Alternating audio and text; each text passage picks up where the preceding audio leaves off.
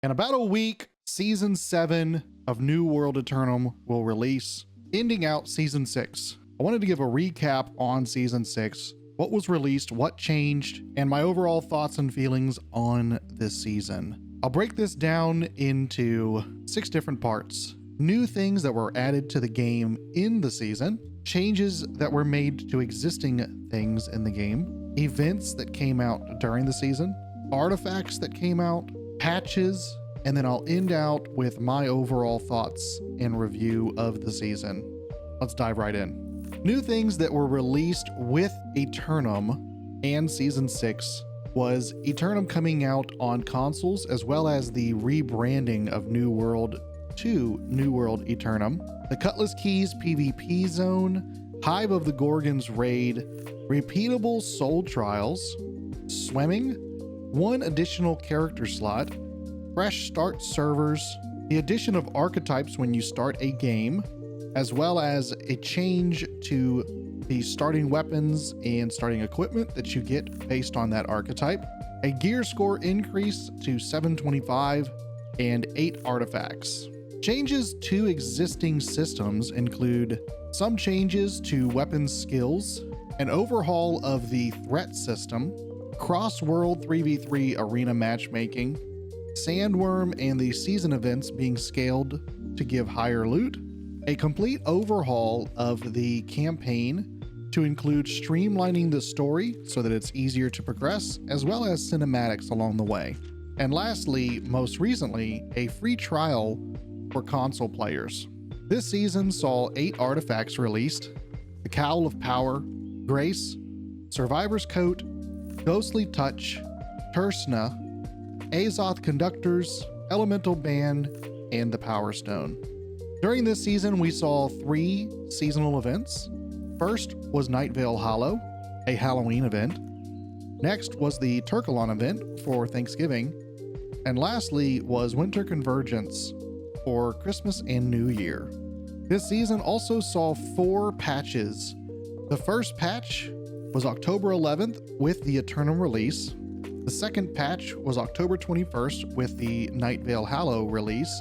The third patch was November 5th, and the last patch was December 9th for Winter Convergence. There were a fair number of bugs and issues and general patches that were done with each of those patches. With that quick recap out of the way, let's dive into my overall thoughts on the season, and also let's discuss the New World Aeternum release overall. To start off, I would say the biggest aspect of the release when it comes to overall changes that were made was the overhaul of the Cutlass Keys zone to turn it into a free-for-all PvP zone.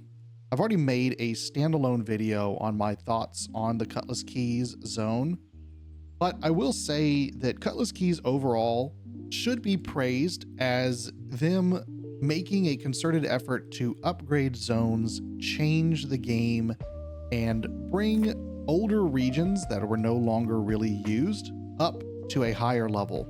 I don't want to completely bash this zone and say that it's awful, because overall I think them upgrading older regions to bring them into a higher region so that they can continue to be used for longer in the game is a good thing. I think the execution definitely needs some polish, and right off the bat, I think that the rewards you receive in the zone should be amplified 100 times.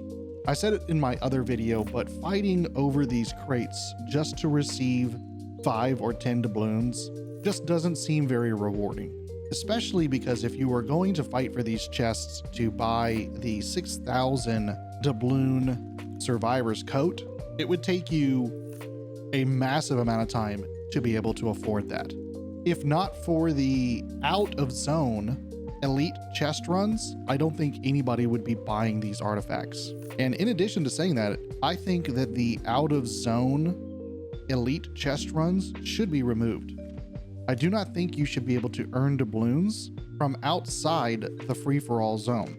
Otherwise, there's no reason to go into the free-for-all zone. They also need to refine a little bit the system to discourage people from grouping up, because that was a big problem. when people were actually going into the zone, or they just need to open it up to be a forced PvP zone, but you can still group up. I'm not quite sure how they want to solve that problem, but the Cutlass Keys zone is a good start, but it needs work. And as it currently stands, I don't think anybody is using that zone outside of elite chest runs and then going back to the well to spend that currency. Even when you buy your key, you don't have to go into the zone. And I guess people are going in once a week to get their golden coconut. Outside of that, the zone is dead. The second thing I'll touch up on is the events. I think the 3 events that we got for this season were overall fun, but past the first few days of the event, it is nearly impossible to kill the boss or to receive the event stuff. People will spam this event for the first few days. If you don't group up, you will never get the completion of doing it because it's dying so quick and you're not able to do enough damage, which I am fine with. But past the first few days, once everybody spams it, gets their rewards, these events become dead. I would argue that a better way to do these would be to shorten the duration of them and have them more frequently, or a second change would be to have a rotation of bosses. For instance, you could have 3 bosses for the Night Vale Hallow, and each day a different boss is active, and each boss drops a variety of different items. And you must kill all 3 of them in order to complete it. And that would be a way to keep people playing and bring them back. So either keep the same length of the event, but add more variety in bosses, or just shorten the events overall. They don't need to last for so long. I also would love to see more events outside of holidays. That would be wonderful. The third topic is patches. I don't think that patches are as frequent as they need to be. 4 patches for such a big release seems odd, especially considering the fact that there were many broken abilities upon release of Aeternum, and we saw no communication on what they were doing to fix those abilities or to bring relief to the community. I joined a company upon release of Aeternum, and we were actually pretty active trying to do wars, and a huge amount of the company dropped off within the first few weeks due to some of these broken abilities completely dominating the war scene and making it to where if you didn't have these abilities join in, you couldn't be competitive. But ironically enough, the moment a group was able to complete the raid in a very short amount of time, it's amazing how that ability was disabled.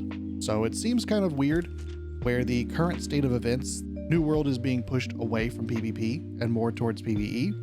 But it would be nice to see more patches targeted towards PvP, especially with them saying that they are trying to come out with a new OPR map, as well as do things that push people towards PvP. The seasonal world that's going to be released in a week is a definite nod there. When it comes to the artifacts, I think overall the artifacts this season were phenomenal. I really enjoyed the few that I got. I really didn't have any interest in playing the Gorgon's raid. I tried it once, didn't really have as much fun, and moved on. The 3 artifacts that were released for the raid, I did not participate. Having said that, as a tank and a bruiser, I did enjoy Grace, Power Stone, and the Survivor's Coat. Those were really nice additions. I think they have a place in a certain number of builds. I will say that I think whoever designed the Power Stone is a little bit off. I think they should reevaluate how you upgrade that artifact.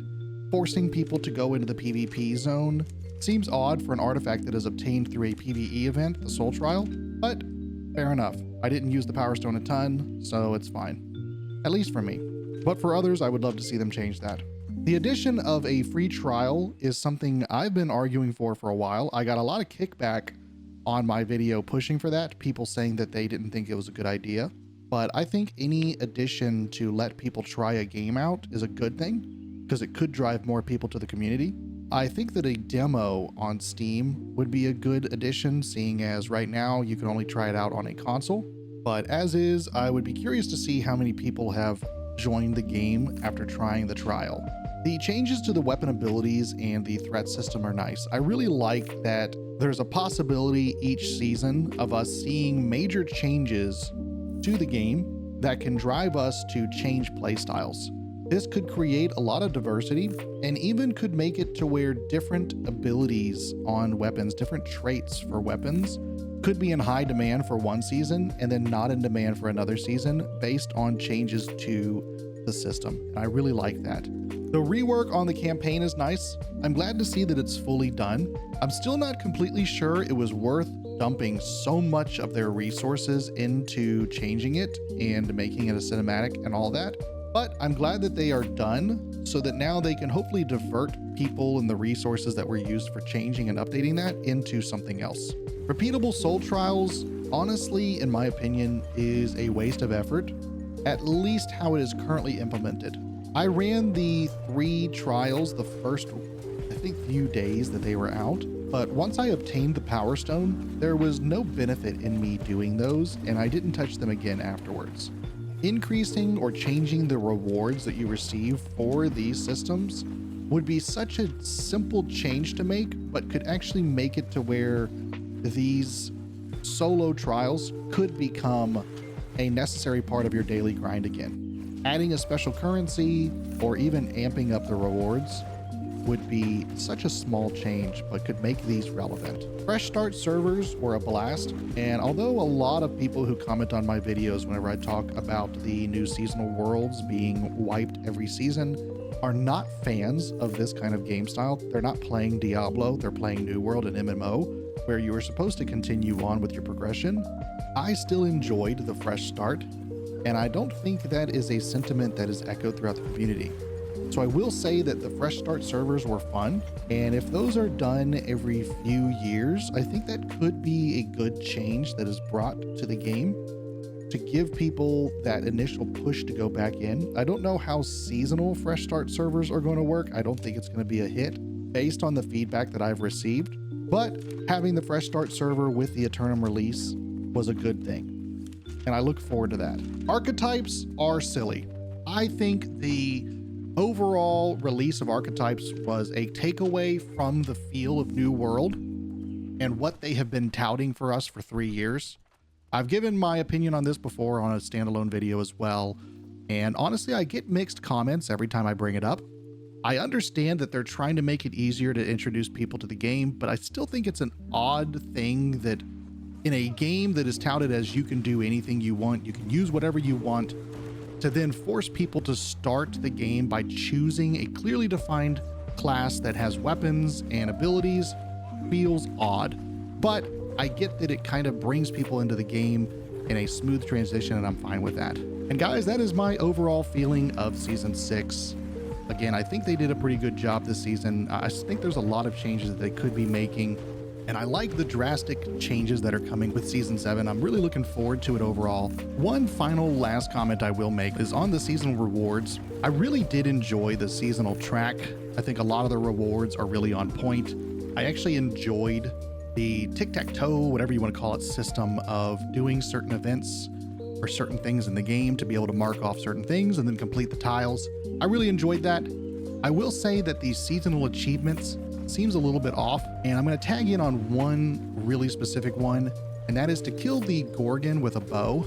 I don't understand why there is an achievement that targets a specific weapon, because now as a sword and shield player, a tank player, I'm never going to pick up a bow, and I'm especially not going to pick up a bow and use it in some of the highest content like the raid. Outside of that, it was pretty good. Don't forget to do all that YouTube stuff, like, comment, subscribe. I look forward to seeing you guys in the next one.